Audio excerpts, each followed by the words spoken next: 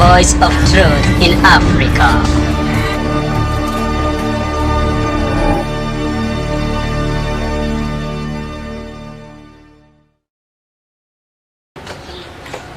Kijito cha utakaso ni damu ya Yesu. Bwana ana uwezo kunipa wokovu. Kijito cha utakaso nizame kuoshwa humo, na msifu Bwana, kwa hiyo nimepata utakaso. Viumbe vipya naona, damu ina nguvu, imeharibu wavu uliodhulumu.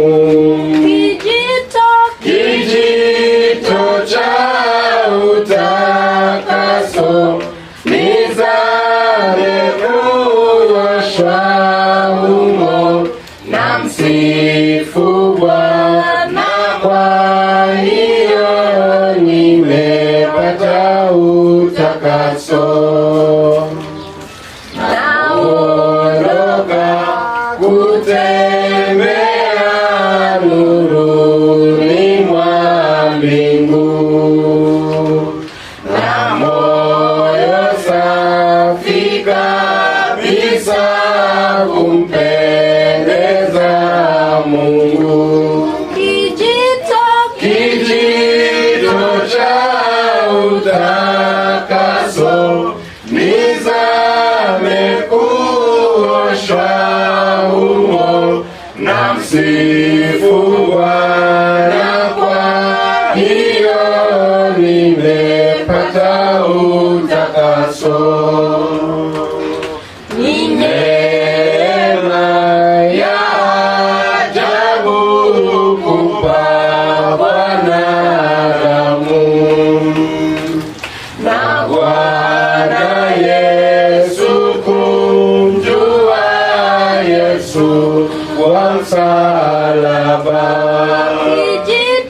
Kijito cha utakaso nizame kuoshwa humo, na msifu Bwana, kwa hiyo nimepata utakaso. Kijito cha utakaso nizame kuoshwa humo, na msifu Bwana, kwa hiyo nimepata utakaso. Kijito cha utakaso nizame kuoshwa humo, na msifu Bwana, kwa hiyo nimepata utakaso. Tuamini na tuombe. Tunakushukuru Mungu kwa sababu ya kijito kile cha utakaso ambacho Bwana kilitumika kututakasa sisi tuliokuwa na uchafu, na ukatufanya kuwa hai. Siku ya leo umetupa uzima wa milele. Nakushukuru kwa Bwana kwa sababu umetupa nafasi tena ya kupata kusikiza neno lako.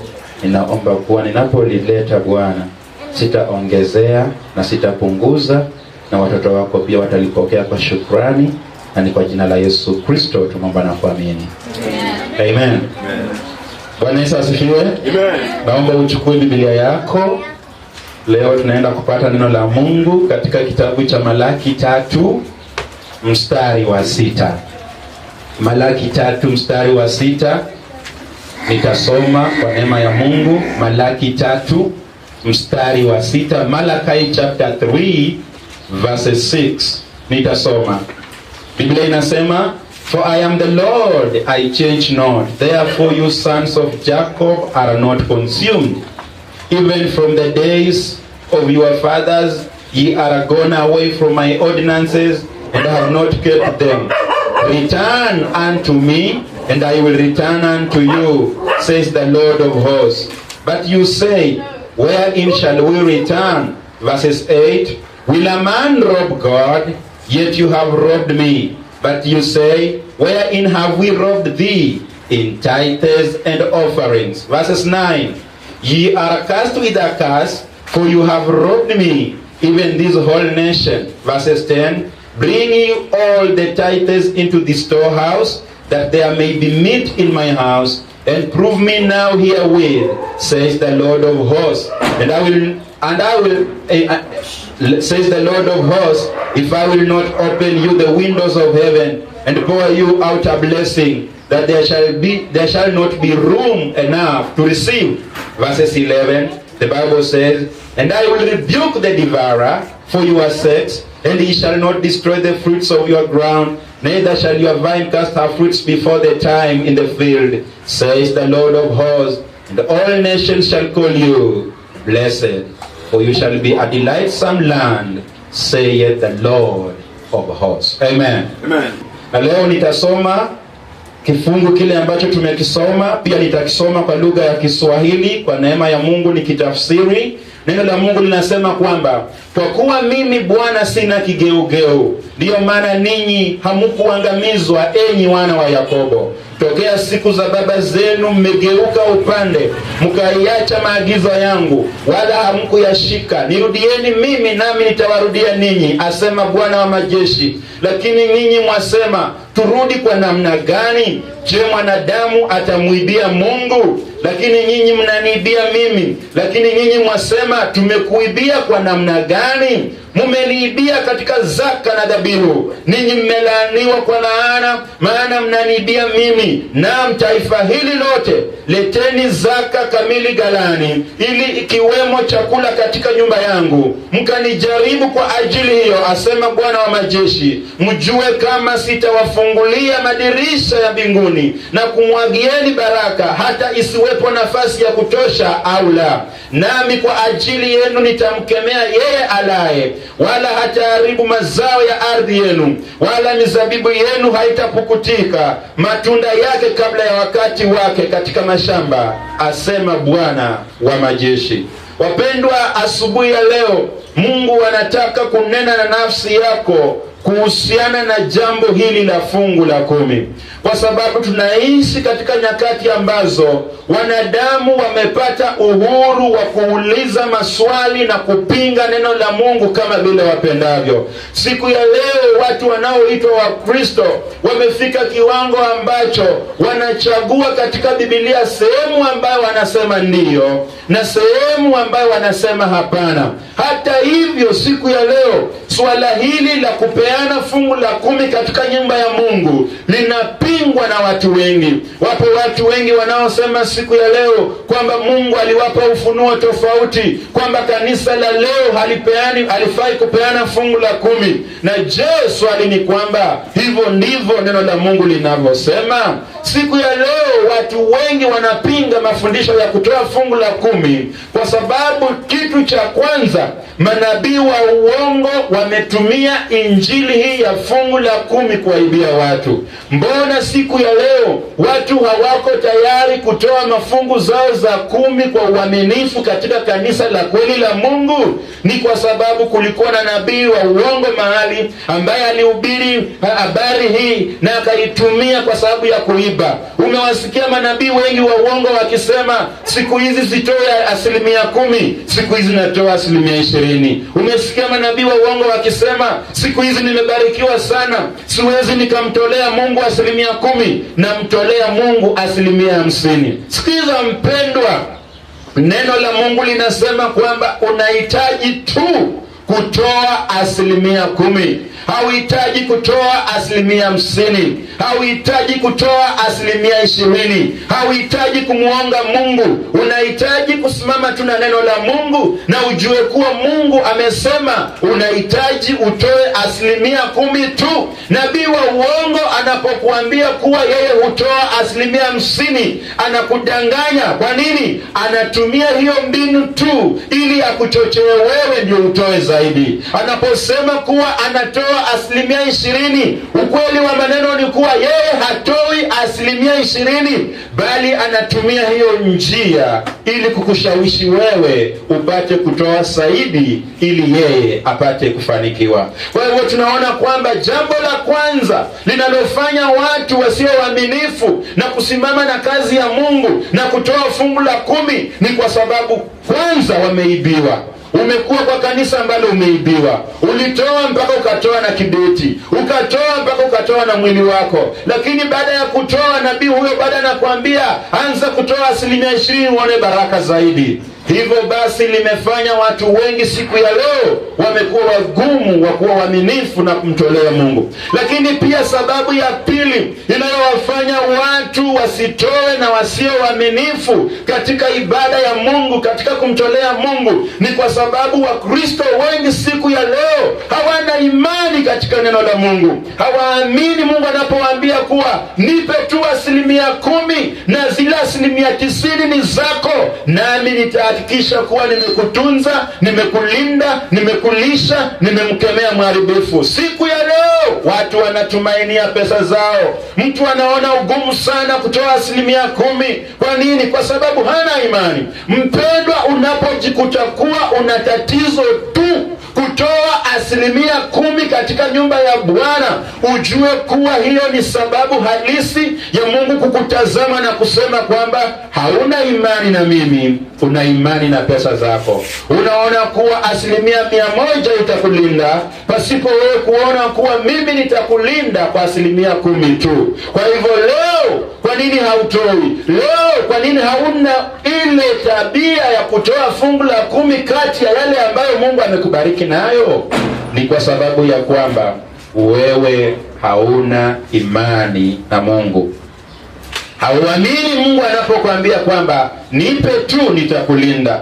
Hauamini Mungu anaposema kwamba nipe tu nitamkemea mharibifu. Na hivyo basi unapopata chochote kile ambacho Mungu anakupa, bila aibu unakimeza chote. Kwa nini? Kwa sababu unaona kwamba hicho ndicho kitakulinda. Kwa hivyo tunaona kuwa sababu ya kwanza ya watu kutotoa fungu la 10 na kuwa waaminifu wa Kristo ni kwa sababu walidanganywa wakaibiwa na manabii wa uongo. Lakini sababu ya pili ni kwa sababu watu hao hawana imani na Mungu. Lakini sababu ya tatu ni kwa sababu kanisa limejaa wezi. Kanisa limejaa wezi.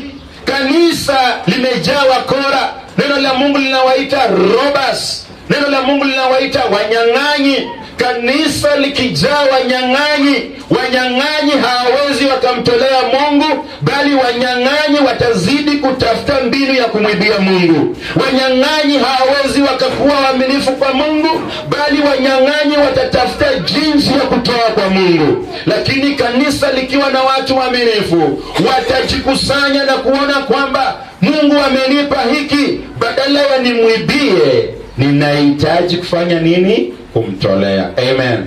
Naomba ujiulize katika moyo wako asubuhi ya leo, neno la Mungu linapozidi kuja kwako. Je, wewe ni mwaminifu ama wewe unahesabika katikati ya wezi ambao Mungu anawaita wanyang'anyi katika nyumba yake? Kwa sababu yawezekana wewe ni mnyang'anyi, ama kama sio wewe mnyang'anyi, basi wewe ni mwaminifu. Angalia Mithali 3 mstari wa 9. Proverbs chapter 3 verses 9. Proverbs chapter 3 verses 9.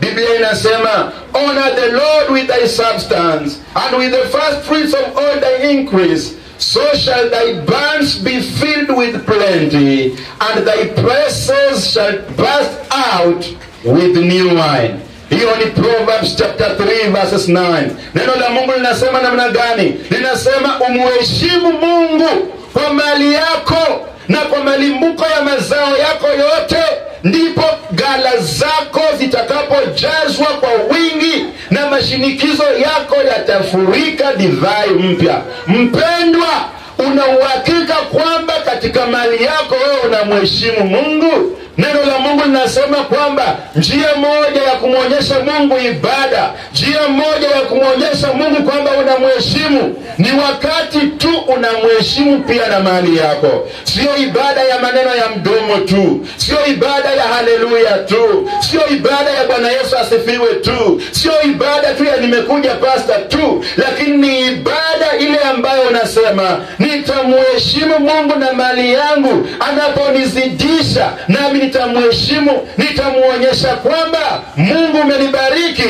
acha nami nikuheshimishe na baraka ulizonipa.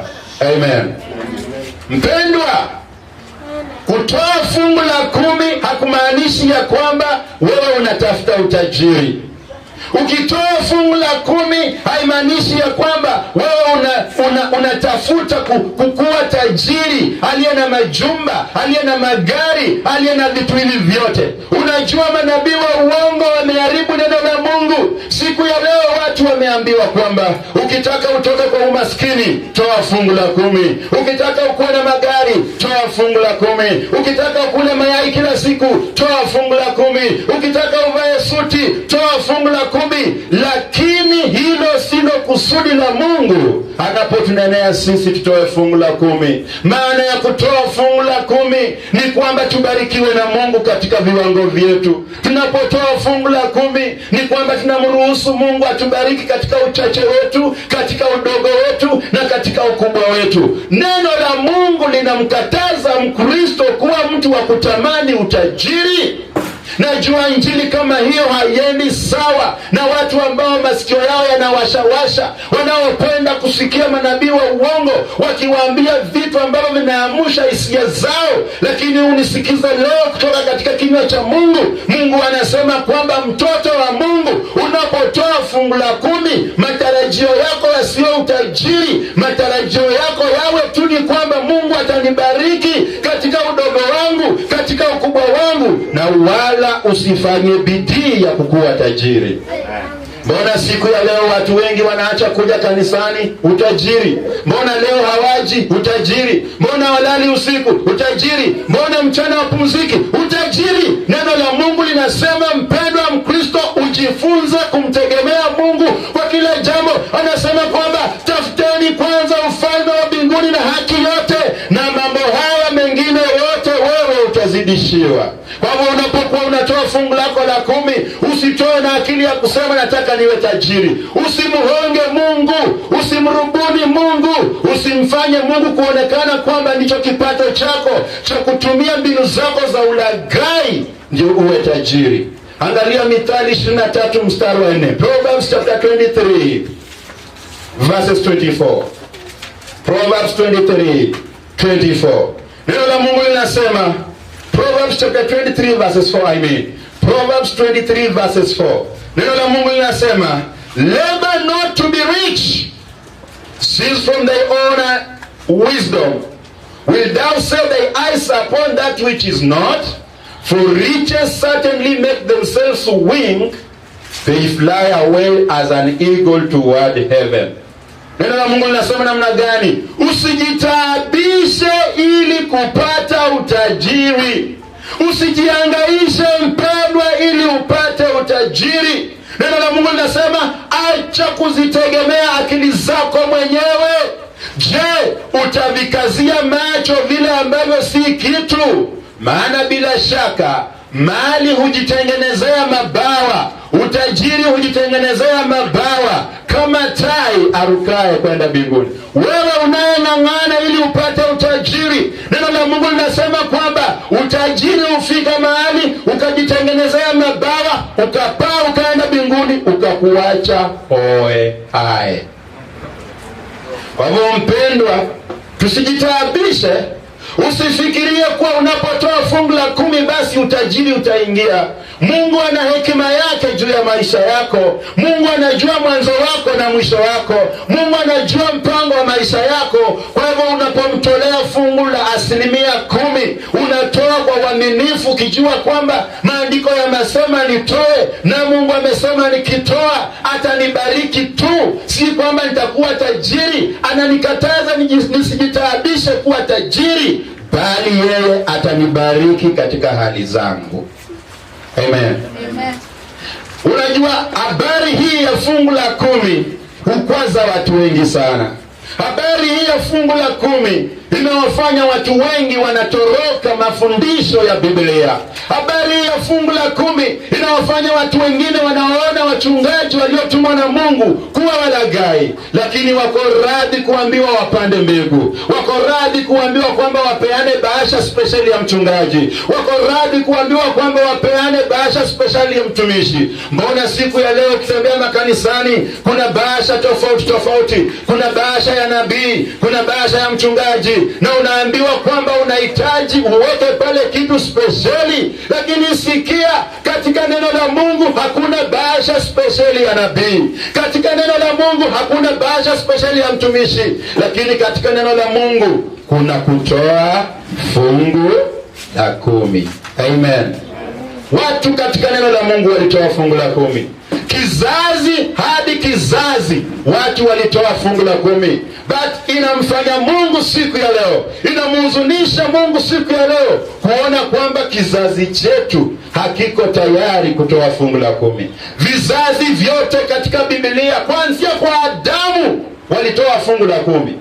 Fungu la 10 inamaanisha ni takatifu kwa Mungu. Vitu vyote ambavyo Mungu amekupa, kuna utakatifu kwa vitu hivyo, na 10% ni kitu kilichotengwa na Mungu, ni kitu kilichotakasika na Mungu, ni kitu kilichotunzwa na Mungu, ni kitu ambacho hauhitaji kukigusa. Lakini mara nyingi sisi tunafunga macho na tunagusa tu. Tunasema Mungu anaelewa sina TV. Nasema Mungu anaelewa sina simu nzuri. Nasema Mungu anaelewa sijaenda saluni. Nasema Mungu anaelewa saluni ni 1500. Mbona nitoe shilingi 500 nipeane kwa Mungu, na Mungu anajua sijasuka kichwa changu? Mungu amesimama neno lake, na Mungu hataweka chini neno lake aelewe hali yako. Bwana Yesu asifiwe sana. Hebu acha tukaangalie katika neno la Mungu mifano ya watu waliotoa fungu la 10. Na tunaanza na kitabu cha Agano la Kale. Tuone, je, watu walitoa fungu la 10 ama hawakutoa? Mfano wa kwanza wa mtu aliyetoa fungu la 10 katika Biblia ni Adamu na mke wake. Inamaanisha kuwa kati ya vitu ambavyo Mungu aliwapa, walihakikisha au walihitajika kuwa wasiguse. Wakigusa inawaharibia maisha. Angalia katika kitabu cha Genesis chapter 2 verses 15. Mwanzo 2 mstari wa 15. Mwanzo 2 mstari wa 15. Biblia inasema, and the Lord God took the man and put him into the garden of Eden to dress it and keep it.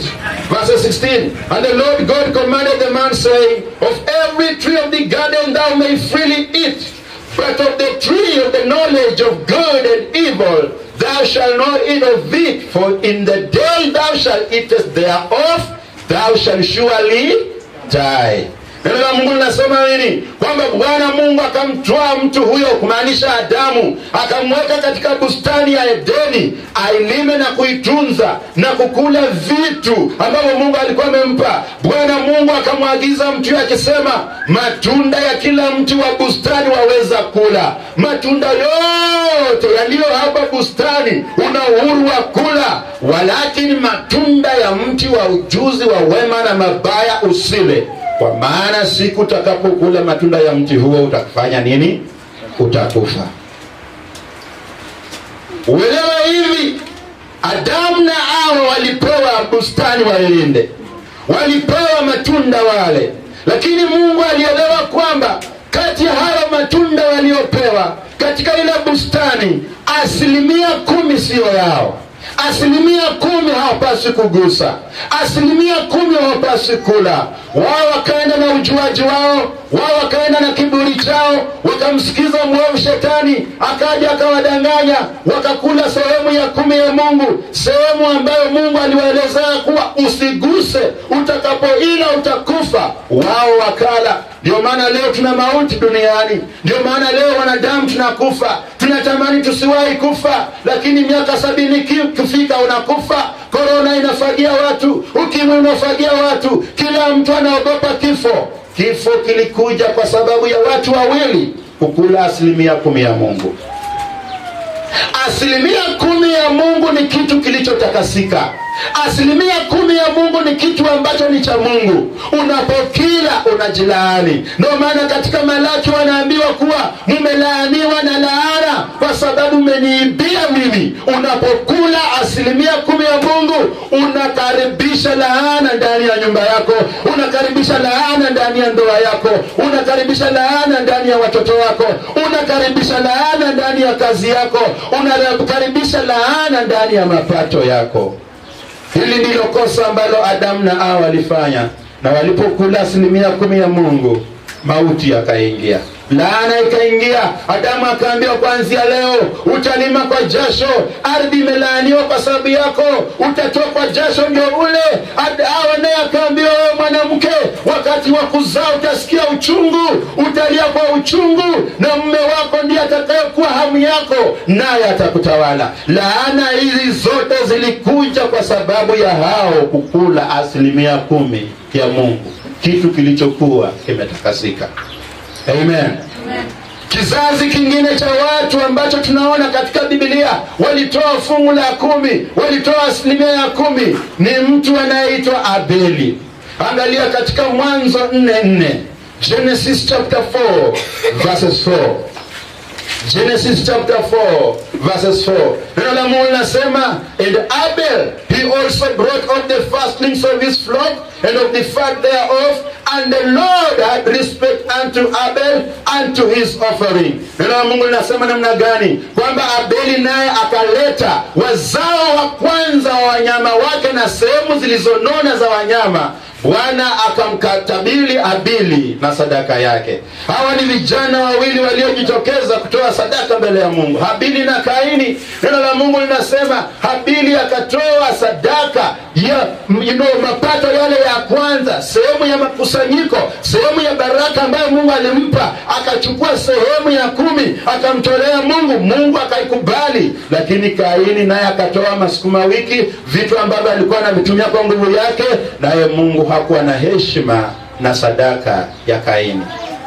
Unaposoma neno la Mungu, Mungu alikubali sadaka ya Abili kwa sababu Abili alitoa mwana-kondoo aliyeashiria kuja kwa Yesu Kristo. Lakini Kaini, Biblia inamuita nabii wa uongo. Kwa nini? Kwa sababu alitoa vitu vya jasho lake kuashiria wokovu wa matendo, wokovu wa kazi, wokovu wa kusema kwamba nitawacha hivyo niokoke. Naye Mungu akakataa sadaka ya Kaini, akakubali sadaka ya Abili, kwa sababu sadaka ya Abili ilidhihirisha kufa kwa mwana-kondoo ambaye ni Yesu Kristo. Amen. Kwa hivyo tunaona kwamba mtu wa kwanza alihitajika kutoa, alipokosa kutoa akauawa. Mtu wa pili akatoa, Abeli, kakubalika. Mtu wa tatu kutoa katika Biblia anaitwa Abrahamu, ambaye alitoa kwake Melkizedeki. Angalia Mwanzo 14:17. Mpendwa, ninakuonyeshea kuwa jambo la fungu la 10 ni culture ya watoto wa Mungu. Toa fungu la 10 ni mtindo wa kanisa la kweli la Mungu. Kutoa fungu la 10 ni kitu ambacho Mungu anazingatia. Nami ninakuonyesha kizazi hadi kizazi ambacho kilitoa katika machoni pa Bwana, ambacho kilitoa fungu la 10. Neno la Mungu linasema katika Genesis 14:17, Genesis 14:17, hapa inatuonyesha Abrahamu akitoka vitani baada ya kwenda kumwokoa ndugu yake Lotu aliyekuwa ametekwa nyara, na akatoka huko na vitu vile ambavyo alivipata vitani. Na alipofika, Biblia inasema kwamba akachukua sehemu ya 10 akaitoa kwa jamaa huyo anayeitwa Melkizedeki. Biblia inasema, and the king of Sodom went out to meet him after his return from the slaughter of Kedolema, and of the kings that were with him at the valley of Shaveh, which is the king's dell. Verses 18, and Melchizedek, king of Salem. Unapoona Salem inamaanisha Jerusalem. Melchizedek alikuwa mfalme wa Jerusalem. Brought forth bread and wine, and he was the priest of the Most High God. And he blessed him and said, Blessed be Abraham of the Most High God, possessor of heaven and earth. And blessed be the Most High God, which has delivered thy enemies in thy hand. And he gave him tithes of all.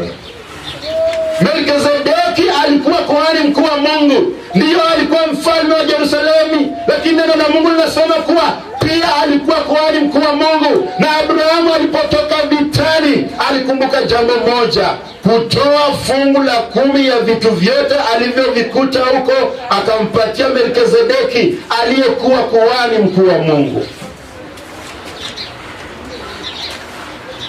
Kwa hivyo ninakuonyesha kuwa kizazi hadi kizazi watu walifundishwa kutoa sehemu 10 ya Mungu. Walijua kwamba hii ni ya Mungu, hii ni takatifu, sifai kuigusa. Nikiigusa naleta laana, nikigusa naleta mashida, nikigusa naleta magonjwa, nikigusa naleta matatizo katika njia zangu. Mkristo aliyekomaa, Mkristo aliye tayari kutii neno la Mungu, yeye huishi maisha yake yote akijua kwamba fungu la 10 sio sehemu yangu. Tuone mtu mwingine tena aliyetoa. Kuna huyu jamaa anaitwa Yakobo au Jacob. Alipokuwa anamtoroka ndugu yake Esau, baada ya kumlaghai Esau akawa na hasira. Akasema nikimkuta tu nitammaliza. Yakobo naye akajua kuwa hapa nitamalizwa. Mama yake akampa akili ya kumwambia utoroke, uende kwa mjomba wako, maana ndugu yako ana kisasi na wewe, ndugu yako anakusudia kukumaliza. Yakobo alipokuwa anatoroka, akafika sehemu inaitwa Betheli. Akamwambia Mungu, ikiwa Mungu utanilinda, ikiwa utanipa mavazi ya kuvaa na unipe chakula cha kula na nirudi salama, mahali hapa hivi nitakutolea fungu langu la 10. Angalia katika Genesis 28:20. Mwanzo 28:20. Mwanzo 28:20. Neno la Mungu linasema, and Jacob vowed a vow, saying, if God will be with me and will keep me in this way that I go, and I will give me, and he will give me bread to eat and raiment to put on, so that I come again to my father's house in peace, then shall the Lord be my God. Mstari wa 22, and this stone which I have set for a pillar shall be God's house, and of all that thou shalt give me, I will surely give the 10th unto thee.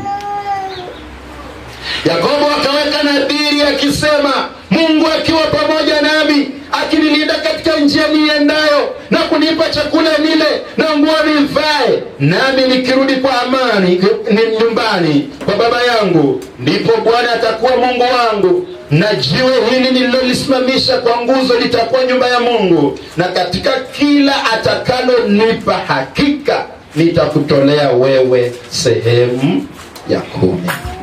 Huu ni wakati huu jamaa amekaa ujombani, sasa narudi na najua kule nyumbani kuna ndugu yangu Esau na nilimkosea, lakini ikiwa yote yatakuwa shwari, na ikiwa nitapata amani na ndugu yangu, na nipate chakula na nipate mavazi, vyote ambavyo Mungu alivyonipa, jiwe hili naliweka hapa kama ishara ya nyumba ya Mungu, na vyote alivyonipa nitamtolea hapa sehemu ya 10. Mpendwa, unazidi kuona kuwa kizazi hadi kizazi watu walifundishwa na watu walijua kuwa ni sheria ya Mungu kutoa fungu la 10. Inakuwaje sisi leo hatutaki kusikia hayo? Inakuwaje sisi leo tunayafungia macho? Inakuwaje sisi leo tunayafungia masikio? Leo ukiambiwa fungu la 10 unaona pasta wako ndiye anakula. Leo ukiambiwa fungu la 10 unaona unaenda hasara. Ili hali tunaitwa watoto wa Mungu, na ili hali tunasema Biblia ndio maamuzi yetu, Biblia ndio mamlaka yetu. Biblia gani hiyo kama hauko tayari kuitii? Angalia Numbers chapter 18 verses 20. Numbers 18:20. Hesabu 18:20. Na Mungu anasema, and the Lord spake unto Aaron, thou shalt have no inheritance in their land, neither shalt thou have any part among them. I am thy part and thy inheritance among the children of Israel. And behold, I have given the children of Levi all the tenth in Israel for an inheritance, for their service which they serve, even the service of the tabernacle of the congregation. Verses 22. Neither must the children of Israel henceforth come nigh to the tabernacle of the congregation, lest they bear sin and die. Verses 23. But the Levites shall do the service of the tabernacle of the congregation, and they shall bear their iniquity. It shall be a statute forever throughout your generations, that among the children of Israel they shall have no inheritance. Verses 24. But the tithes of the children of Israel, which they offer as a heap offering unto the Lord, I have given to the Levites to inherit. Therefore have I said unto them, among the children of Israel they shall have no inheritance. Neno la Mungu linasema nini? Wakati wana wa Israeli wanatoka Misri wanakuja, yalikuwa ni makabila 12, lakini kulikuwepo na kabila linaloitwa kabila la Lawi ambalo lilitokana na Haruni, na makabila hayo yote yalipewa urithi walipofika katika nchi ya ahadi.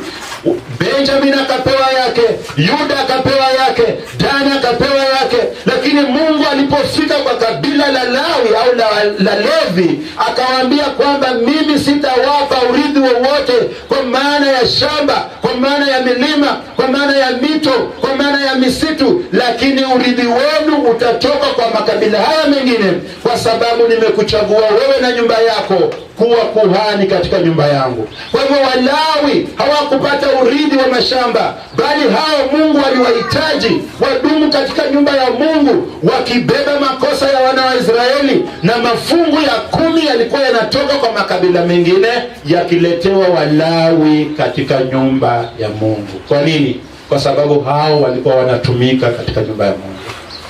Hawakuwa na mashamba, hawakuwa na milima, hawakuwa na misitu, hawakuwa na uwezo wa kusema kwamba shamba letu linatoka hapa kufikia hapa, lakini urithi wao ulikuwa ndani ya hekalu la Mungu. Hao ndio waliokuwa wanatoa zaka mbele ya Mungu. Hao ndio waliokuwa wanaombea wana wa Israeli. Hao ndio waliokuwa wanahudumu katika nyumba ya Bwana. Basi Mungu akawaamrisha wana wa Israeli pamoja na Musa wahakikishe kuwa mazao yote yanapokusanyika watoe fungu la 10 na wapeane kwa wana wa Lawi. Amen. Mpendwa, nataka tuangalie mtu wa mwisho, kizazi cha mwisho kilichotoa fungu la 10. Hapa tuko katika Agano la Kale, na tukishamaliza kuangalia Agano la Kale, tuje tujiulize sisi Agano Jipya, Mungu anataka tutoe fungu la 10 ama hataki? Kwa sababu wengi leo wanasema kanisa la leo halifai kutoa fungu la 10. Ukipeana fungu la 10 unatajirisha pasta wako. Kuliko kutajirisha pasta wako, chukua hiyo pesa peleka kwa chokoroko town na Mungu atapokea. Je, ni haki? Ni haki kwamba usipeane fungu la 10 ili uende kupeana katika mji wa Nairobi? Ni haki kwamba usipeane fungu la 10 ili ujitajirishe mwenyewe? Mtu mwingine aliyetoa fungu la 10 pamoja na wana wa Israeli aliita Joshua. Jina lake lilikuwa ni Joshua. Angalia Joshua chapter 6 verses 18. Joshua chapter 6 verses 18. Na ningeomba sana unizingatie ninapokuletea habari za Joshua na kutoa fungu la 10, kwa sababu ndani yake utajifundisha kitu, na ndani yake utaona kama vile Mungu huzingatia sana neno lake, na utaona kama vile Mungu usimama na neno lake hadi akafika kiwango cha kufanya kile afanyalo ili ahakikishe kwamba neno lake linatimia. Huyu ndo tataanguka. Joshua 6:18. Joshua 6:18. Biblia inasema, and ye in any wise keep yourself from the accursed thing, lest you make yourself accursed when you take of the accursed thing and make the camp of Israel accursed and trouble it. But all the silver and gold and vessels of brass and iron are consecrated unto the Lord. They shall come unto the treasury of the Lord. Nanyi msikose kujiepusha na kitu kilichowekwa wakfu. Msije mkakitwaa kitu kilichowekwa wakfu baada ya kuweka wakfu. Ninyi mtakuwa nyinyi hivyo mtafanya matuo ya Israeli kuwa yamelaaniwa na kuyafadhaisha. Lakini fedha yote na dhahabu yote na vyombo vyote vya shaba na chuma na vitakatifu kwa Bwana, ni vitakatifu kwa Bwana, vitaletwa katika hazina ya Bwana. Nataka uelewe jambo moja. Wakati Joshua anachukua usukani wa kuongoza wana wa Israeli baada ya mauti ya Musa, mbele ya Joshua kulikuwa na vita 10 ambavyo walipaswa kuvipigana ndio waingie katika nchi ya ahadi. Na Mungu akamwambia Yoshua ya kuwa katika vita hivyo 10, vita vya kwanza watakavyoenda kupigana, chochote watakachochukua huko, mtu asikielekeze kwa nyumba yake, bali vyote vichukuliwe, dhahabu na kila kitu, fedha na kila kitu, vipelekwe katika nyumba ya Bwana, kwa sababu vile vita vya kwanza vitakuwa ni fungu la 10 kwa Mungu, ili wawe na uhakikisho wa kushinda vita vingine. Na kwa hivyo vita hivyo walivyokuwa wanaenda kupigana, walikuwa wanaenda kupigana na watu waliotoka Ai. Na Mungu akamwambia Musa, Mungu akamwambia Yoshua, mtakapokuwa mmepigana vita na watu wa Ai, mtawashinda. Lakini vyote mtakavyovipata huko, asiwepo mtu atakayevipeleka kwake.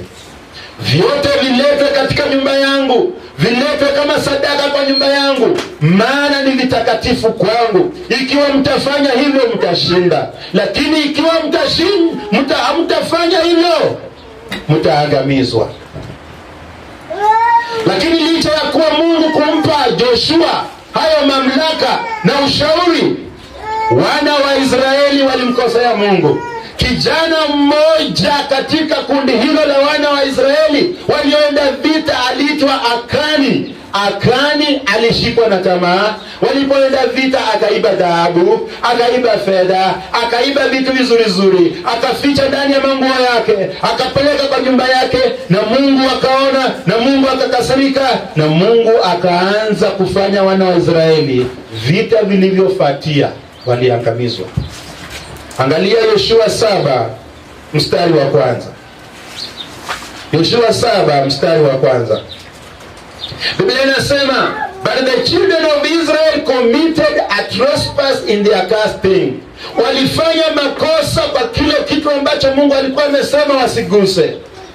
For Achan, the son of Kami, the son of Zabdi, the son of Zerah, of the tribe of Judah, took of the accursed thing. Alichukua kati ya vile ambavyo Mungu, vitu ambavyo Mungu alikuwa amesema vizishikwe na viziguswe, visiende kwa nyumba yao. And the anger of the Lord was kindled against the children of Israel. Angalia hapa, Achan ndiye amechukua kweli, lakini hasira ya Mungu ikayeyuka juu ya wana wa Israeli. Mmoja ndiye amechukua, lakini hasira ya Mungu ikayeyushwa, ikapanda, sio juu ya Achan tu peke yake, bali juu ya wana wa Israeli. Kwa nini? Kwa sababu Achan amechukua sehemu ya 10 ya Mungu. Amechukua sehemu ambayo Mungu anasema hii ni yangu, mtu asiguse. Tuendelee kusoma verses 2. And Joshua sent men from Jericho to Ai, which is beside Bethel, on the east of Bethel, and spake unto them, saying, Go up and view the country. And the men went up and viewed Ai. Verses 3. And they returned to Joshua and said unto him, Let not all the people go up, but let about 2,000 or 3,000 men go up and smite Ai. And make not all the people to labor thither, for they are but a few. Verses 4. So they went up thither, they went up thither of the people about 3,000 men, and they fled before the men of Ai. Verses 5. And the men of Ai smote of the about 36 men, and they chased them from before the gate even unto Shebrim, and smote them in the going down, Wherefore the hearts of the people melted and became as water. And Joshua rent his clothes and fell to the earth upon his face before the ark of the Lord until eventide, he and the elders of Israel, and put dust upon their heads. And Joshua said, Alas, O Lord God, wherefore hast thou at all brought these people over Jordan to deliver us into the hand of the Amorites, to destroy us? Would God we had been content and dwell on the other side of Jordan? O Lord, what shall I say when Israel turned their backs before their enemies? Wanaenda kupigana vita, wanaenda kukutana na watu wa Ai. Walipoenda kufanya upelelezi, wakarudi kumshauri Joshua, kumwambia hata uhitaji kupeleka watu wengi huko, watu wa Ai ni watu wachache, tutawapiga tu. Joshua akachagua wanaume 3,000 akawatuma waende wapigane huko. Badala ya kupiga hao ndio walipigwa, wakachinjwa. Joshua kuona hayo akaanguka kifudifudi, akalia kwa Mungu. Biblia inasema akajifunika na mchanga, akauliza Mungu, mbona umeruhusu watu wetu kufa, ili hali ulisema ya kuwa tutashinda vita hivi? Angalia mstari wa 10 uone vile Mungu anamjibu Joshua. Joshua 7 mstari wa 10. Mungu akamwambia Joshua namna gani? Mstari wa 10. And the Lord said unto Joshua, Get thee up, wherefore liest thou upon thy face? Mungu akamwambia Joshua, amuka, mbona unajilazalaza chini ya ardhi? Amuka. Verses 11. Israel has sinned, and they have also transgressed my covenant, which I commanded them. For they have even taken of their casting, and have also stolen, and dissembled also, and they have put it even among their own staff. Amuka Joshua, amuka, mbona unajilazalaza? Kwa sababu Israeli imenikosea, Israeli imetenda dhambi, Israeli wamechukua kitu kitakatifu nilichowaambia wasiguse, na hata hivyo wamechukua, wamevificha katikati ya mali zao. Kwa hivyo kwa mambo mengine Joshua anaambiwa, kwa sababu ya kuuawa kwenu, na kwa sababu ya kuchinjwa kwenu, na kwa sababu ya nini kupigwa na kushindwa, ni kwa sababu Israeli amenikosea. Amechukua kile ambacho hakupaswa kuchukua, amechukua, amekificha. Sehemu ya 10 ya Mungu. Na haya makosa Biblia inasema sio Israeli yote iliyofanya, ni kijana mmoja tu aliyeitwa Akani. Na baada ya Joshua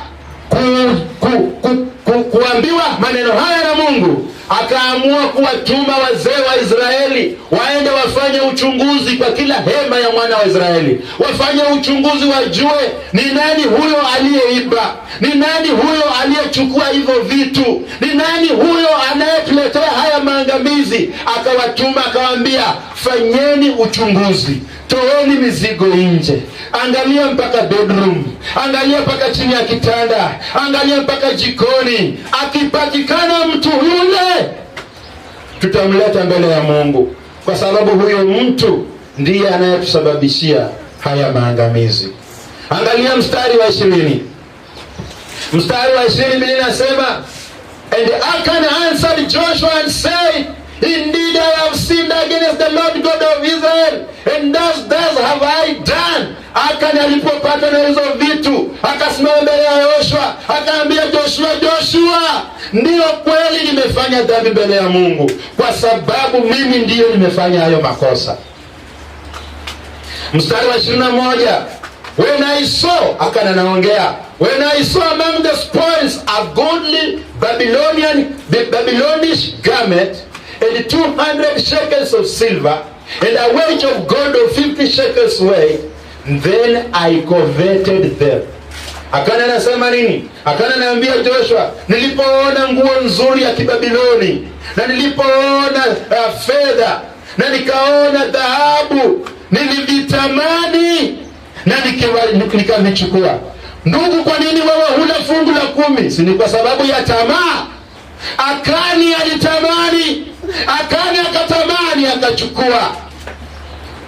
Anaendelea kusema, and behold, they are hid in the earth in the midst of my tent, and the silver under it. Akani anamwambia Joshua, Joshua, hivyo vitu nilichukua, nimeficha chini ya mchanga katika hema langu. Ulipokuwa unaibia wazazi wako pesa kitambo, ulikuwa unaficha wapi?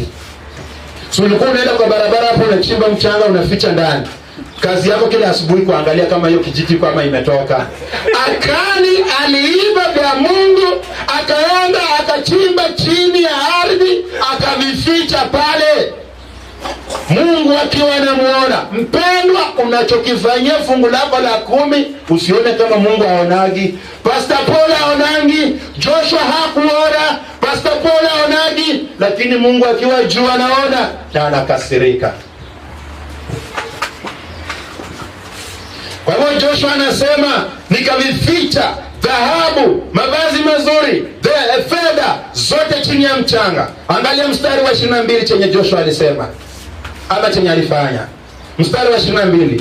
So Joshua sent messengers, and they ran unto the tent, and behold, it was hid in the tent, and the silver under it. And they took them out of the midst of the tent, and brought them unto Joshua, unto all the children of Israel, and laid them out before the Lord. Akani alipokiri, Joshua akachukua vijana watumishi, akawatuma kwa nyumba ya Akani, wakaenda wakafukua hizo vitu zote, wakavibeba, wakaleta mbele ya wana wa Israeli, wakaleta mbele ya Joshua, na wakaleta mbele ya Mungu. Mstari wa 24. And Joshua and all Israel with him took Akan, the son of Zerah, and the silver, and the garment, and the wage of God, and his sons, and his daughters, and his oxen, and his asses, and his sheep, and his tent, and all that he had, and they brought them into the valley of Achor. Hawakuambia Akani, basi tu tutakuombea Mungu akusamehe. Hapana. Kwa sababu Mungu alikuwa amemwambia Musa, yule atakayepatikana na hivyo vitu asiishi tena. Yule atakayepatikana na hivyo vitu aangamizwe. Wakati Akani amepatikana nazo, Biblia inasema Akani na familia yake yote, mpaka watoto wake, mpaka na mbuzi wake, mpaka na kondoo wake, mpaka na kila kitu chake, wakachukuliwa wakapelekwa kwenye bonde refu, wakatupwa ndani, bonde linaloitwa Achor. Verses 25. And Joshua said, why hast thou troubled us? Akani, mbona umetutaabisha? Wamemtupa ndani. Joshua akasongea bonde, akaangalia ndani, akamwambia Akani, Akani, mbona umetutaabisha? Akani, mbona umetusababishia shida? Akani, mbona umetusababishia maangamizi? Tumekufa kwa sababu yako, tumeuawa kwa sababu yako, tumeshindwa kwa sababu yako. Joshua anaendelea kumwambia, and all Israel, neno la Mungu linasema verses 25, and Joshua said, why hast thou troubled us? The Lord shall trouble thee this day. Akani, umetuhangaisha, naye Mungu atakuhangaisha siku ya leo.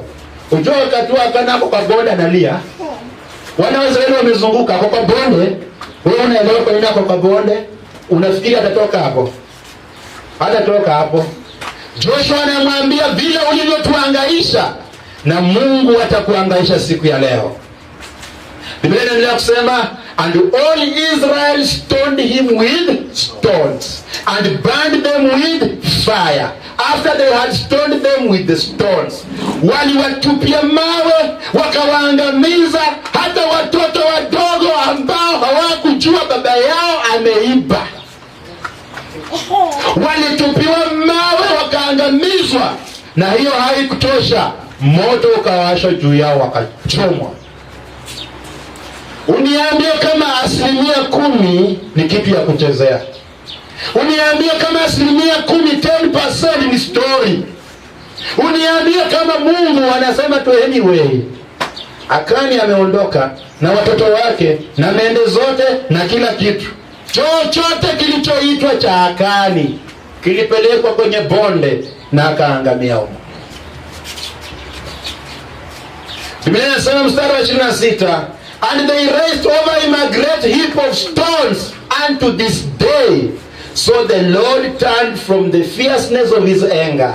Wherefore the name of that place was called the Valley of Achor unto this day. Mungu alipoona kwamba wamedili na Akani, alipoona kwamba wameangamiza Akani, Biblia inasema Mungu alipoa hasira yake.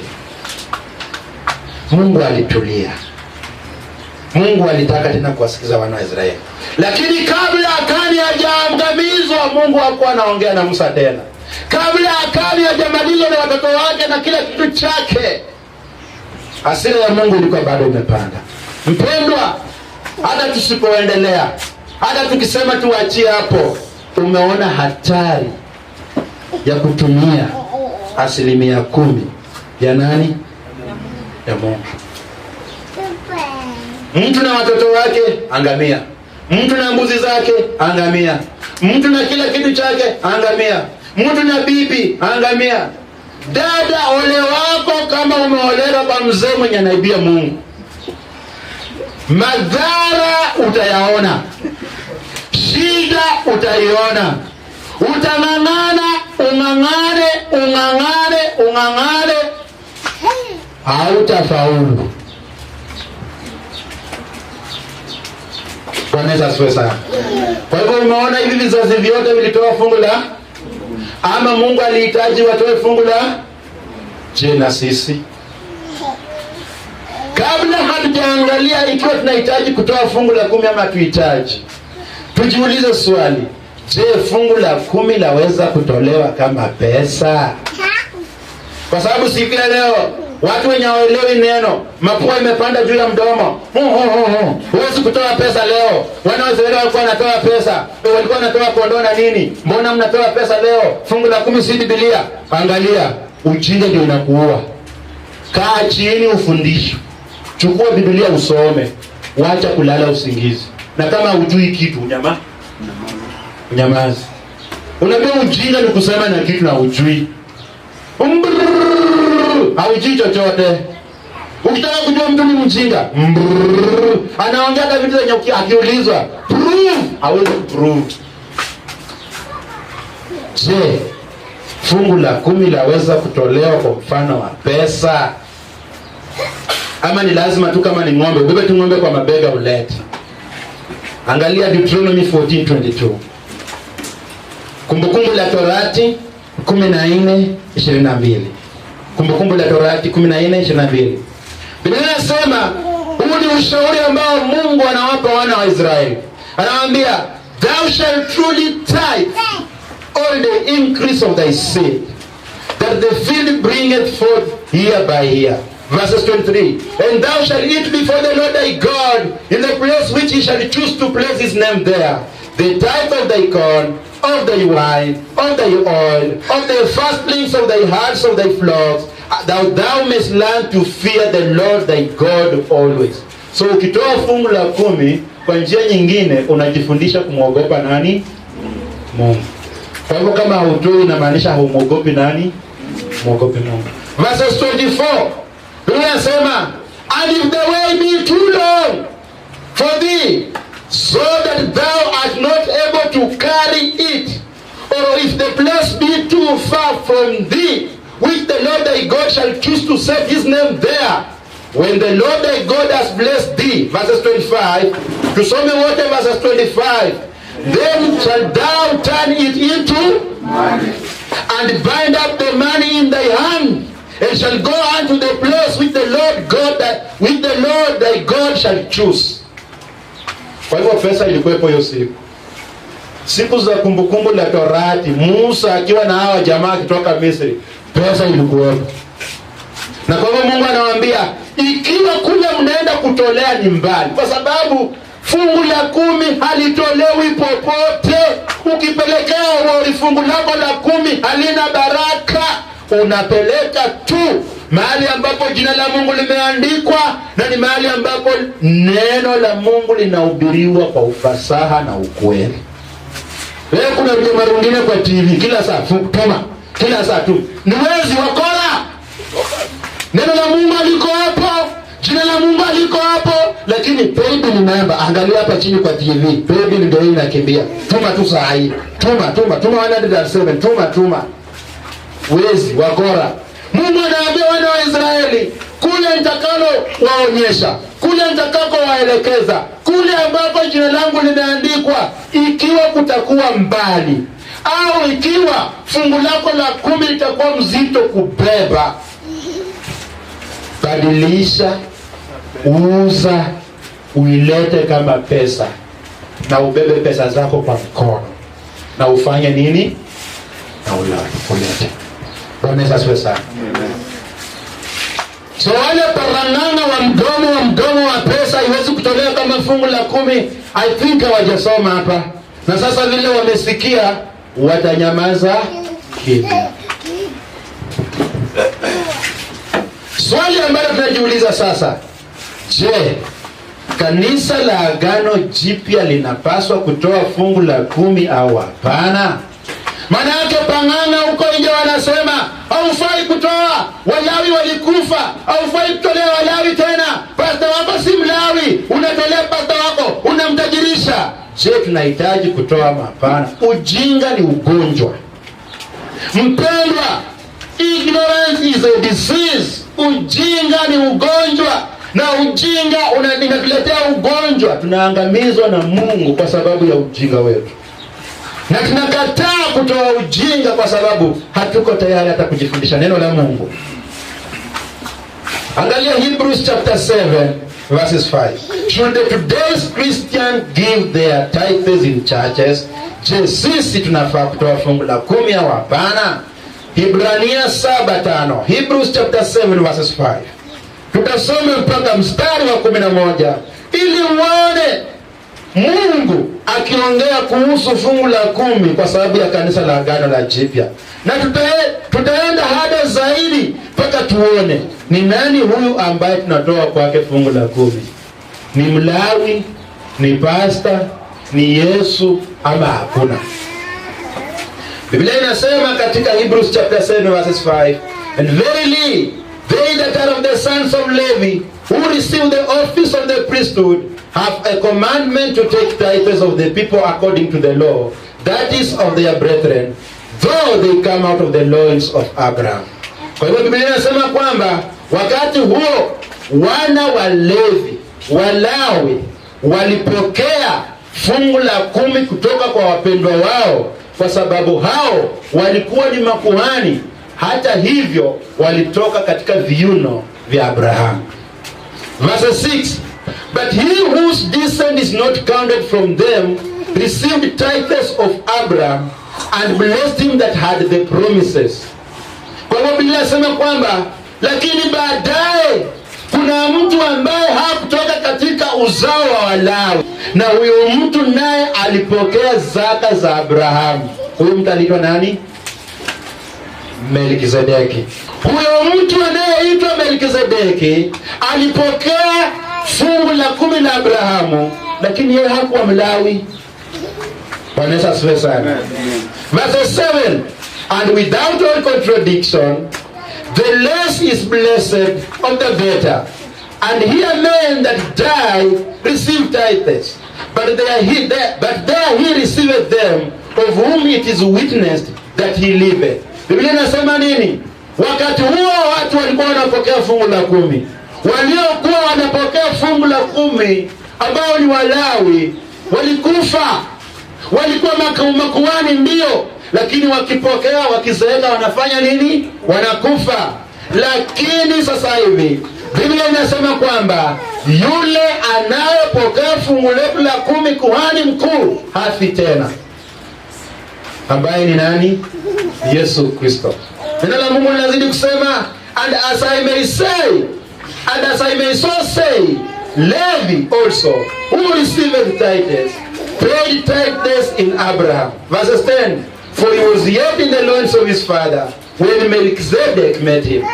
If therefore perfection were by the Levitical priesthood, for under it the people received the law, what further need was there that another priest should rise after the order of Melchizedek and not be called after the order of Aaron? Biblia inasema nini? Biblia inasema kwa sababu ya ukamilifu na kwa sababu ya utimilifu kunahitajika kuwe na kuhani mwingine ambaye anainuka baada ya Melkizedeki na sio kwa utaratibu wa Walawi.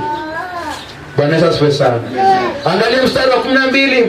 For the priesthood being changed, there is made of necessity a change also of the law.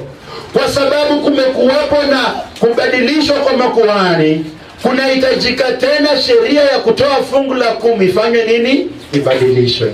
Kumaanisha sheria ilikuwa inasema kuwa wakuhani wa Walawi au Walawi ndio walipaswa kupokea fungu la 10. Lakini sasa hawapo. Tufanye namna gani? Neno la Mungu linasema kwamba sheria ilibidi ibadilishwe. Sasa isitolewe kwa Walawi, lakini tena itolewe kwa kuhani mwingine. Amen. Mstari wa 13, Biblia inasema, for he of whom these things are spoken pertaineth to another tribe, of which no man gave attendance at the altar. For it is evident that our Lord sprang out of Judah, of which tribe Moses spake nothing concerning priesthood. And it is yet far more evident, for that after the similitude of Melchizedek, there ariseth another priest, who is made not after the law of carnal commandment, but after the power of endless life. Verses 22, look at verses 22.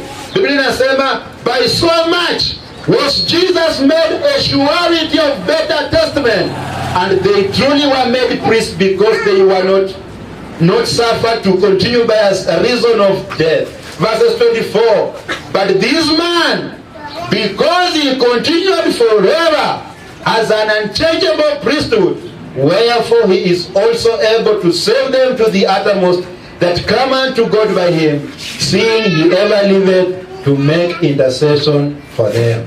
Neno la Mungu linasema nini? Sasa tuko na kuhani anayeishi milele ambaye ni Yesu Kristo.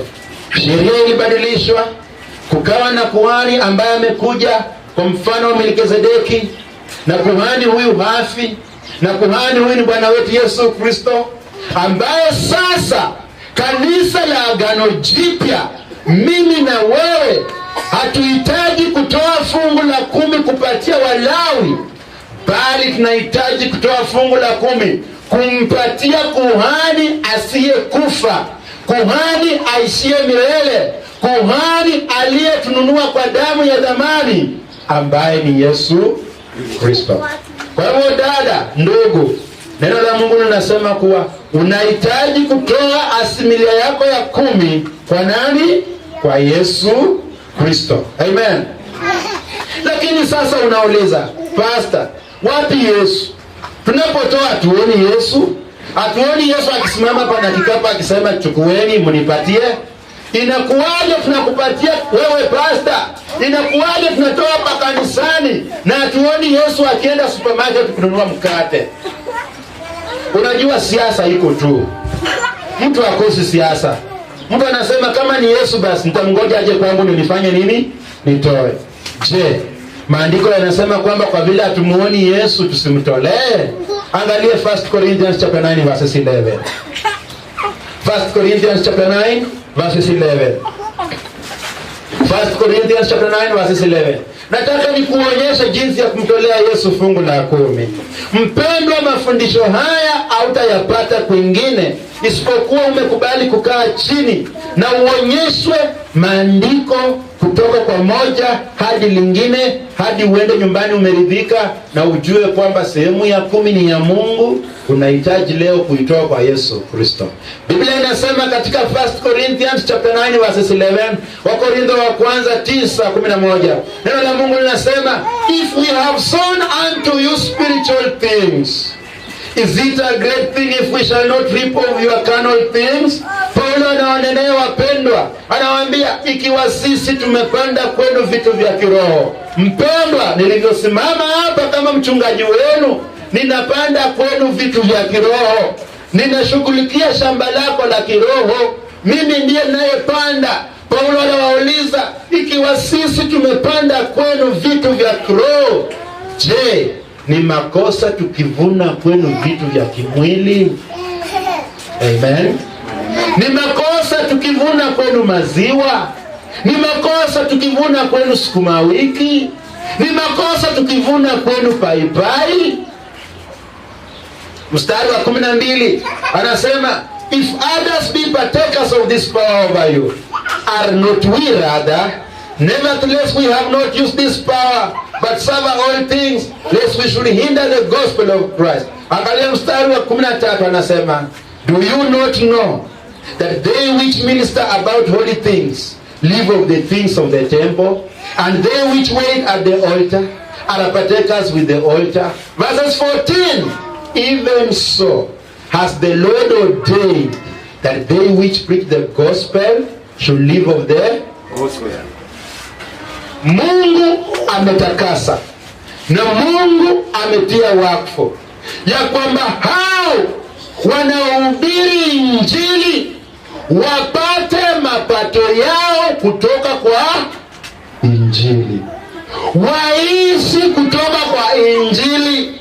Ndio maana wanapopanda kwenu vitu vya kiroho, ni jukumu lako kukumbuka kuwarudishieni vitu vya kimwili. Na watapata aje vitu vya kimwili kama hauwezi kumtolea Yesu fungu la 10?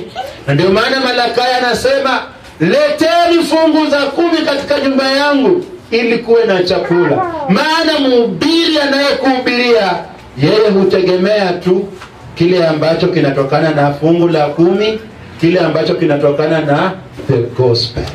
Amen.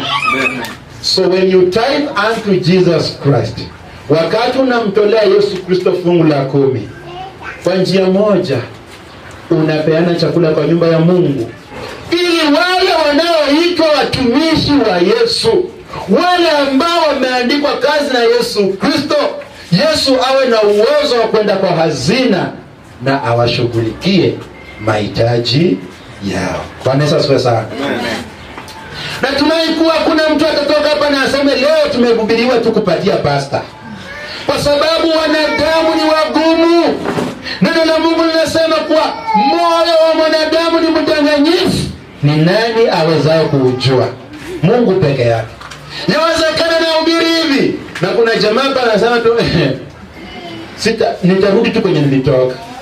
Kwenye tunapanda tu mbegu na tunasahau. Leo tumehubiriwa tu kutoa. Mpendwa, Mungu na akusaidie. Mimi nakusaidia wewe na Mungu akusaidie. Manake huko watu wanaonanga hivi, hawaonangi hivi, wanaonanga hivi. Yaani wanakuanga confused. Ni kama vile ukiambia mtu hii TV inaonyesha nini, kuna mwenye atakwambia naona uhuru, na mwingine atakwambia naona tu mtu, na mwingine atakwambia naona tu marangi zinapita. Watu hawaonangi the same thing. Kwa hivyo pia watu hawasikiangi the same. Ndio maana Biblia inasema mpanzi alienda kupanda, zingine zikaanguka njiani, zingine kwenye mwiba, zingine sijui njia, na zingine kwenye ardhi yenye rutuba. Inategemea wewe ni udongo wa aina gani. Mpendwa, tunapoelekea kutamatisha, swali tujiulize, ni nini kitafanyika kwetu tusipotoa fungu la 10? Cha kwanza umeshajifundisha na kijana aliyeitwa Akani. Amen. Lakini sasa kwa vile haujaelewa na kwa vile haujakuwa convinced na habari ya Akani, wacha tena tusonge kidogo tuone ni nini hufanyika tusipotoa fungu la 10. Turudi katika Malaki 3 mstari wa 8. Malaki 3 mstari wa 8. Neno la Mungu linasema, will a man rob God? Yet you have robbed me. But you say, wherein have we robbed thee? In tithes and offerings. You are accursed with a curse, for you have robbed me, even this whole nation. Bring ye all tithes into the storehouse, that there may be meat in my house, and prove me now herewith, said the Lord of hosts, if I will not open you the windows of heaven, and pour you out a blessing, that there shall not be room enough to be received to receive it. Verses 11, and I will rebuke the devourer for your sakes, and he shall not destroy the fruits of your ground, neither shall your vine cast her fruit before the time in the field, says the Lord of hosts, and all nations shall call you blessed, for you shall be a delightsome land, said the Lord of hosts. Neno la Mungu linasema nini? Je, mwanadamu atamwibia Mungu? Na wauliza, je, hamjamwibia Mungu? Wewe uliyekaa hapa unanitazama, wanamuuliza Mungu, tumekuibia kwa njia gani? Mungu anawaambia, mmeniibia katika zaka na matoleo yenu. Anawaambia, leteni zaka kamili ghalani, ili kiwemo chakula katika nyumba ya Mungu.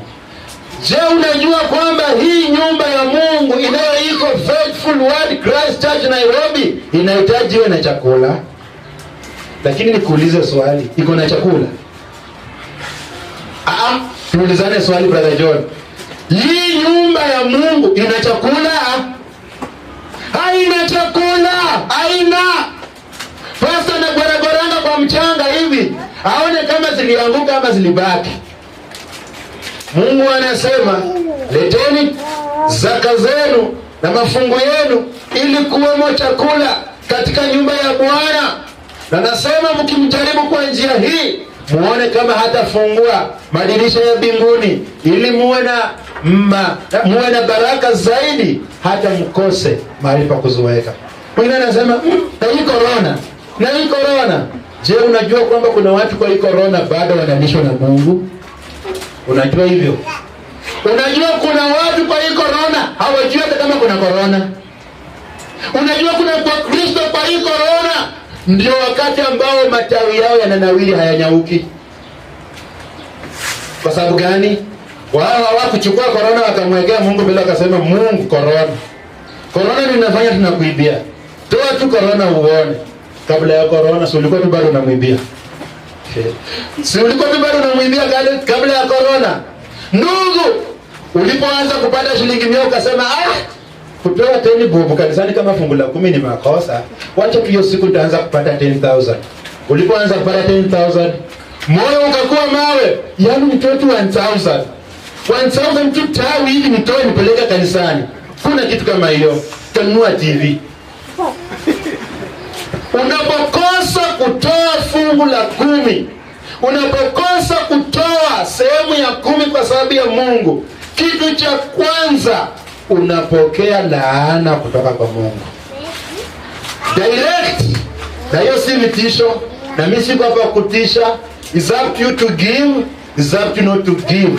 Unapokosa kutoa, neno la Mungu limesema katika Malaki, kitu cha kwanza unapokea ni nini? Laana. Laana kazini, laana kwa ndoa, laana wapi? Laana kwa mifuko. Jua linawaka mpaka kwa mifuko, mpaka unajiuliza inakuaje saa hii. Laana jikoni, menda wanakula mpaka umewekea watoto. Laana kila mahali. Cha pili, unapokosa kutoa, chakula kinakosekana katika nyumba ya Mungu. Dada, unapokosa kuwa mwaminifu, ndugu, unapokosa kuwa mwaminifu, hakuna chakula kwa nyumba ya Mungu. Kwa hivyo chakula kinapokosekana kwa nyumba ya Mungu, pastor anafanya nini? Anatoroka kwa nyumba ya Mungu, anasema hiyo nyumba haina chakula. Anatoroka pia aende aanze kufanya nini? Kujitafutia.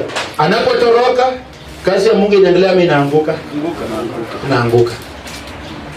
Hatimaye unaona. Bwana Yesu asifiwe sana. Amen. Cha tatu, unapokosa kutoa fungu la 10, 10%, madirisha ya mbinguni ambayo iko na baraka zako inafunguliwa ama inafungwa? Inafungwa. Uliza watu hapa, wanapokeanga mshahara, lakini ukiuliza inafanya nini? Wanaenda tu kununua mikate wanakula, alafu wanabaki hivyo. Unapokosa kutoa 10% yako ya 10, neno Shetani huruhusiwa kuharibu mazao yako shambani. Kumbuka neno la Mungu lilisema unapotoa Mungu anamkemea asisonge karibu. Unapokosa kutoa anaachiliwa, anafanya nini? Anatambaratiza. Biblia inasema anasababisha mpaka mazao shambani. Umepanda mahindi, yangali yamefika madogo, yameshatoa maua. Haya hajafikia hata kutoa watoto, inatoa watoto wengine obuyende.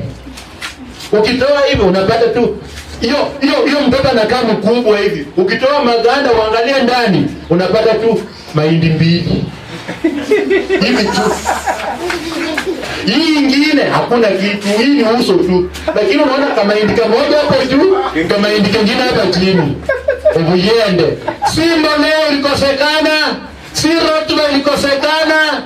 Ni muovu aliruhusiwa kusababisha zifanye hivyo. Unapanda viazi, unaona tu matawi yanafanya vizuri hivi tu. Ukichukua panga uende uchimbe, unakuta tu mizizi kama mikombera. Hakuna viazi, hakuna kichwa, ni mizizi tu yani ni kama tiani. Hata hivyo viazi vilisahau kama kwamba vinafaa vitoe watoto. Mpendwa, habari hii ya ukweli wa kumtolea Mungu fungu la 10 si tamu kwa watu wengi.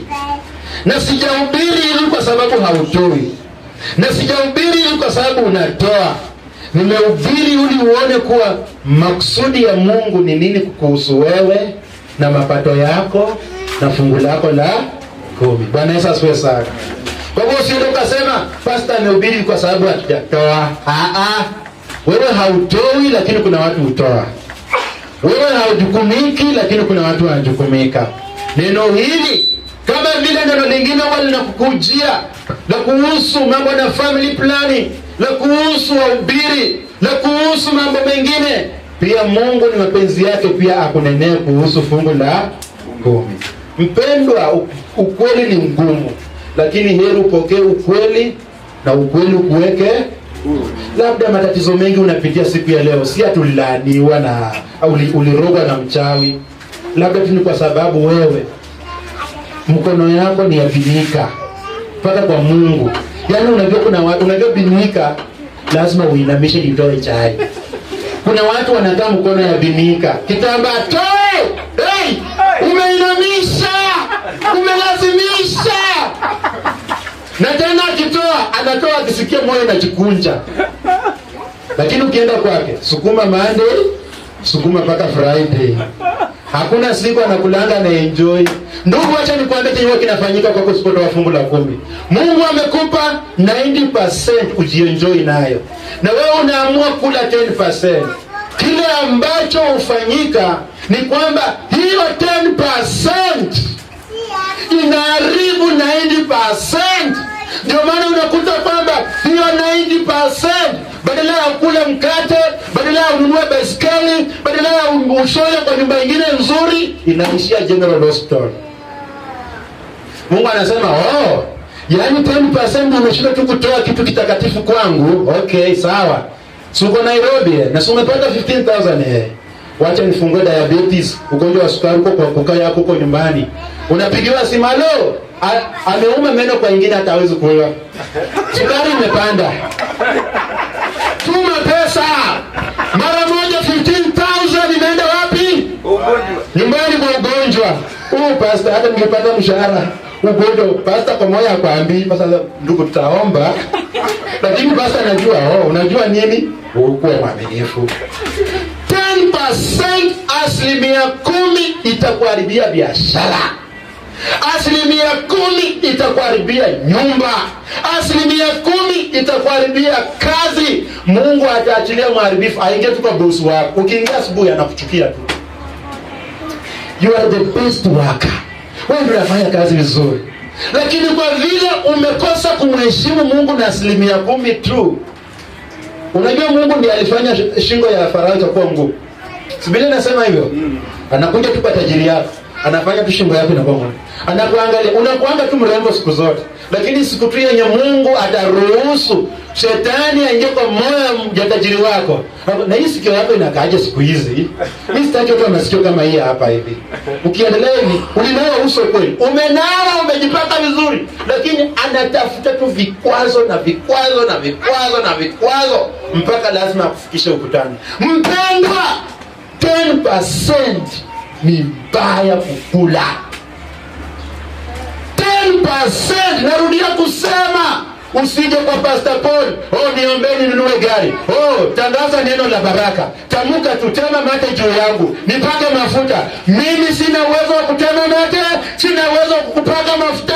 Nina uwezo wa kukuambia tu uwe mwaminifu kwa kile kidogo unapewa, naye Mungu atafungua madirisha ya mbinguni. Bwana Yesu asifiwe sana. Amen. Si mimi najitakia, usione kama najitakia. Kwa sababu hata wakati kanisa hili halikuweza kunilisha, bado Mungu ananilisha. Ujue hivyo, bado Mungu ananilisha. Mpendwa, nina uhakika haujawahi sikia Pastor Paul akikwambia tumeishiwa unga.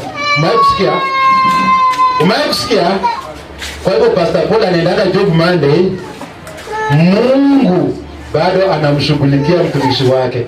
Haya ninakwambia ni ya kukusaidia wewe. Haya ninakwambia ni ya kuepusha watoto wako kwa ugonjwa. Unapokea hivi 10,000, unaamua kule zote. Mungu anasema magonjwa ya kuhara kwa watoto. Watoto wanaendesha mpaka lazima wapeleke hapa kwa hospitali ya Bahati private. Registration peke yake 1,000. Haujaanza matibabu. Kupima damu 1,500. Hujaanza matibabu. Dawa ya kustopisha kuhara tasia ni bei ghali. Unatoka hapo, hata huyo mgonjwa kurudi kwa nyumba wanakuambia kule vizuri, hauna hata pesa kumnunulia kule vizuri. Bwana Yesu asifiwe sana. Natumia hii mifano kukuonyesha kuwa utazidi tu kuhangaika na kuhangaika na kuhangaika mpaka ile siku utasema, Mungu uniokoe na unipe imani ya kutosha ya kuamini kwamba unaweza ukanilinda kwa kutumia tu 10%. Amen. Unaweza ukanilinda kwa kutumia tu 10%. Tamani mbaya, tamani mwangamiza Akan. Kuko na watu wenye walisema nikianza kupata tu 100,000 nitatoanga tu 10,000 tai. Alipopata akasema, yaani nipelekee Pastor 10,000. Na TV kwa hapo wanasema smart TV ni 10,000. Mungu anaelewa. Sulupo lea. TV kwa nyumba. Unaweka hivi, umeme inatoka tu kingine huko. Inakuja na radi na wakati inachoma paka na friji yako yote. Unaanza fundi repair. Ukienda kwa fundi ya repair, anakuambia hapa hivi, motherboard ndio ilichomeka, unahitaji ununue tu mpya. Mpendwa, jifundishe kujenga nyumba ya Mungu. Kujenga nyumba ya Mungu haimaanishi kwa tunahitaji mawe tuanze ukuta hapa. Haimaanishi kwa tunahitaji simiti hapa. Ndio wakati wa simiti utakuja, lakini hata kabla hatujaanza kutafuta simiti, unaweza kujenga nyumba ya Mungu kwa kuhakikisha kuwa nyumba ya Mungu ina chakula, kwa kuhakikisha kuwa nyumba ya Mungu ina sukari, kwa kuhakikisha kuwa nyumba ya Mungu iko na njugu, kwa kuhakikisha kuwa nyumba ya Mungu ina mafuta. Utaijenga nyumba ya Mungu hiyo. Na kuijenga nyumba ya Mungu, unapoanza kuijenga, Mungu atashughulikia shughuli zako. Amen. Tuangalie Hagai chapter 1 tunavyomalizia. Hagai ya kwanza. Hagai 1:11. Na usikize vizuri sana vile Hagai anavyosema. Haya ni maneno ambayo Mungu amempa mtumishi wake Hagai kuyanena wakati ambapo Mungu anahitaji wamjengee kanisa, lakini kuna watu ambao wanasema huu si wakati wa kujenga kanisa, wakati bado. Biblia inasema Hagai chapter 1:1, in the second year of Darius the king, in the 6th month, in the first day of the month, came the word of the Lord by Hagai the prophet unto Zerubbabel the son of Shealtiel, governor of Judah, and to Joshua the son of Josedek the high priest, saying, thus speaketh the Lord of hosts, saying, these people say, the time is not come, the time that the Lord's house should be built. Verse 3, then came the word of the Lord by Hagai the prophet, saying, Is it time for you, O ye, to dwell in your sealed houses, and in this house lie waste? Mtu hajaelewa. Neno la Mungu limemkujia Hagai. Mungu anahitaji watu wamjengee kanisa lake. Na watu hao wanasema, wakati wa kujenga kanisa bado. Naye Mungu anawauliza, kweli kabisa, je, huu ni wakati wa nyinyi kukaa katika nyumba zenye ziko na ceiling board, ziko na air conditioner, ziko na fridge, ziko na hiyo vitu yote, marashi, carpet inakaa kama nyasi mzuri, ukiingia ndani sound system unasikia umefika kule ulitaka ufike, ili hali nyumba ya Bwana inakaa ina waste, nyumba ya Bwana inakaa imechafuka, nyumba ya Bwana inakaa haina mwelekeo, nyumba ya Bwana inakaa ni mapanya. Unajua hata panya hutembea penye kuna chakula. Unajua si rahisi upate panya kwa nyumba ya bachelor mwenye apikangi chakula kwa nyumba yake. Si ni kweli? Hata mende kupita mahali penye kuna kwanga na mwiko ya upika ugali inalala kwa ukuta hapo. Ndio mende anapita akichunguza ugali ilibaki, anapita hapo. Biblia inasema, je, wapendwa, huu ni wakati wa nyinyi kukaa katika maskani mazuri. Umenunua vitu vizuri, umeviweka kwa nyumba yako, ili hali nyumba ya Bwana hata haina chakula, haina hata unga. Verse 5, Biblia inasema, now therefore thus saith the Lord of hosts, consider your ways. Hivyo basi asema Bwana wa majeshi, angalieni njia zenu, chunguzeni njia zenu, njia zenu si nzuri. Asema namna gani? Angalieni verse 6. Anasema, you have sown much and bring in little. Mumepanda vingi, lakini saa ya kuvuna unavuna tu vidogo. Ushaona mtu mwenye anaenda kupanda mahindi gorogoro 3, saa ya kuvuna anavuna kikombe moja. Inafanyika. Mungu anasema, kwa vile mmeacha nyumba yake katika hali wasiwasi, hali shekisheki, hali tatanishi, mnapanda vingi, saa ya kuvuna mnaleta vingi. You eat but you have not enough. Mnakula na ni kama vile mnavyokula vinaenda tu kwa hewa. Hamsikii mnashiba. Yaani unakula mtura, unakula popcorns, unakula ngwashe. Yaani ukianza kutembea itasa yote tumbo inachukua, lakini ukifika kwa nyumba unasikia tu chakula. Mungu anasema mnakula lakini hamshibi. Unajua Mungu ndiye anasababisha hizo hali zote, kwa sababu kitu ya kwanza hukujifundisha kujenga nyumba yake. Biashara ya nyumba yake haiko kwa kichwa yako. Ni wewe tu. Hii carpet imezeeka, tuweke ingine. Hii TV siku hizi imesinya, tutafute. Nasikia kuna ingine imetoka mpya. Hizo tu ndio biashara zako. Anasema namna gani? You drink but you are not filled with the drink. Dada, unakunywa chai ya maziwa tikini, lakini bado unasikia hujakunywa maziwa tikini. Unapika, yani unajua kuna watu ikifika ni chai hawaongezani maji kwa maziwa. Amenunua vikombe 3, anaishi peke yake. Kazi yake ni kuchukua chocolate na kuongeza kwa hiyo maziwa. Anakunywa ikiwa chai tikiri, lakini bado haridhiki. Anasema hapana, na kunywa vikombe 3, nafaa nianze na vikombe 5. Nasikia bado hapa hajaridhika. Mungu anasema mnakunywa lakini hamridhiki. Anasema you clothe, you munavaa but there is none warm. Unavaa lakini usikii joto. Unanunua manguo ya kisasa ya mtindo yote Nigerian, kila kitu, mpaka unavaa ile ya roko manduli na anguka huko, lakini bado hausikii umeridhika, hausikii joto, hausikii umefika. Kwa nini? Kwa sababu nyumba ya Mungu iko katika hali tatanishi. Bwana Yesu asifiwe sana. Anasema namna gani? Anasema, and he that earneth wages to put it into a bag with Yes. Na yeye apataye mshahara, wewe uliandikwa, unapokea mshahara ndio, lakini unaupokea na unaweka kwa mifuko iliyotoboka. Pastor, mshahara yangu hainisaidiangi. Sijui nimekaliwa huko nyumbani. Pastor, unafaa unifanyie anointing. Wapi? Ni wewe, shughuli ya nyumba ya Mungu ilitoka kwa kichwa yako. Nyumba ya Mungu haina food.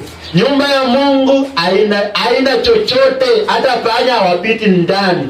Siku hizi siwaonangi hapo. Unaambia kweli panya wamekuanga. Kuna siku nimekuja hapa nikapata panya imeulia hapo. Paka imeulia hapo, panya mkubwa. Tulipotoa viti, paka akajua no food in that house. Paka anakujanga. Biblia inasema hata wewe mwenye umeajiriwa, hata wewe mwenye unapata mshahara, ukiupokea within 2 days hauna pesa, unaanza unachukua kalamu, nilifanyia nini? Tena ukumbuke nilifanyia, ukumbuke ulinunua madizi ya 1000 na ukakula ukamaliza na kesho kwa tumbo. Yaani haukumbuki mpaka unaanza kuwa na stress, unaanza kupigana na bibi kwa nyumba, unaona kama bibi anatumia pesa vibaya. Hapana, mifuko yako Mungu alitoboa. Fanya kazi kabisa, pokea mshahara, weka kwa mfuko. Ni kama ndoto. Bwana Yesu asifiwe sana. Biblia inasema ya kwamba verse 7, thus saith the Lord of hosts, consider your ways.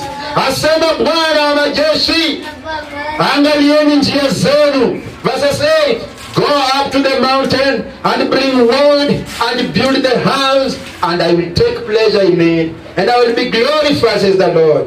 Look at verse 9. You looked for much, and lo, it came to little. Mulitafuta vingi, lakini baadaye vinarudi vinakuwa vichache. And when you brought it home, I did blow upon it. Na mlipovileta nyumbani, nilituma upepo nikapuliza vikaenda. Kitambo nilikuwa naenda naona nikiwa mtoto. Kwa mama wakienda kuanika njugu zao huko mlimani huko kwa mwamba, wakirudi wanakuta hakuna. Kama ni ndege wamekula, kama ni mtama upepo umepuliza umeenda. Biblia inasema, Mungu anasema kwa vile tumeacha nyumba yake katika hali tatanishi, hata vile vingi ambavyo mnakusanya mnaweka pamoja, anatuma upepo, anapuliza, vinaenda. Kwa hivyo hesabu yako ni ya 1 + 1 - 1 which is equals to 0. Hiyo ndio hesabu yako. Anasema ya kwamba anaendelea kusema, why, says the Lord of hosts, because of my house that is west, and you run every man to his own house. Anasema kwa nini ninafanya mambo haya yote? Ni kwa sababu ya nyumba yangu ambayo inakaa shekisheki, nyumba yangu ambayo inakaa hali mbaya. Na nyinyi, kila mtu akitoka hapa anakimbia anaenda kwa nyumba yake tamu. Anaingia anaweka tu mazingira mazuri, lakini nyumba ya Bwana shida. Therefore the heaven over you is stayed from dew, and the earth is stayed from her fruit, and I called for a drought upon the land, and upon the mountains, and upon the corn, and upon the new wine, and upon the oil, and upon that which the ground bringeth forth, and upon men, and upon cattle, and upon all the labor of the land. Mungu anasema nini? Kwa hivyo kwa sababu ya mambo hayo yote, nimeita kiangazi. Nimeambia mawingu yasilete mvua. Ndio maana watu wengi wanasema kuna kiangazi kwa mfuko, mvua inyeshi, mvua ya pesa hakuna. Pastor, ni kubaya. Wajua nini? Mungu ameamrisha mvua ya baraka zake izinyeshe tena. Ukienda kwa chakula hakuna, ukienda mifukoni hakuna, ukienda kwa ng'ombe zako, ng'ombe umekaa nayo haileti maziwa, ukienda chochote unachofanya na kazi ya mikono yako hakibarikiwi. Kwa sababu gani? Nyumba ya Mungu iko katika hali mbaya. Bwana Yesu asifiwe sana. Mpendwa, narudia kusema neno hili sijalileta ndio nifaidike. Nimekuletea wewe ndio ujiulize, je, wewe ni mwizi katika nyumba ya Bwana? Are you a robber? Ama wewe ni wale hawana imani? Ama wewe ni wale waliodanganywa? Neno la Mungu linasema kwamba tuwe waaminifu katika matoleo ya ambayo Bwana anatubariki nayo. Amen. Tuamini na tuombe. Tunashukuru Mungu kwa sababu ya wakati mzuri ambao Bwana umetuletea neno lako kuhusiana na matoleo. Hii ni dhambi ambayo Bwana kila mmoja wetu anahusika nayo. Tunaomba ukapate kutusamehe na utupe imani ya kujua kwamba tukikurudilia wewe na tuwe waaminifu katika zaka na matoleo yetu Bwana, hali zinazotukumba ngumu za kifedha na matatizo mengi utatuondolea Jehova, kwa sababu umeahidi kwamba tukikujaribu kwa njia hiyo milango na madirisha ya mbinguni itawekwa wazi kwa sababu yetu. Bwana, tunaomba kwamba utujalie neema hata tunapokuwa tunashughulika na shughuli zetu za kutufurahisha sisi na watoto wetu, tukumbuke kwamba nyumba yako inatuhitaji. Utusaidie kuona kwamba nyumba yako iwe ya kwanza katika list, then mambo mengine yafuate. Kwa jina la Yesu Kristo tunaomba na kuamini. Naomba tusimame, tuimbe namba 38. Tusimame. Namba 38.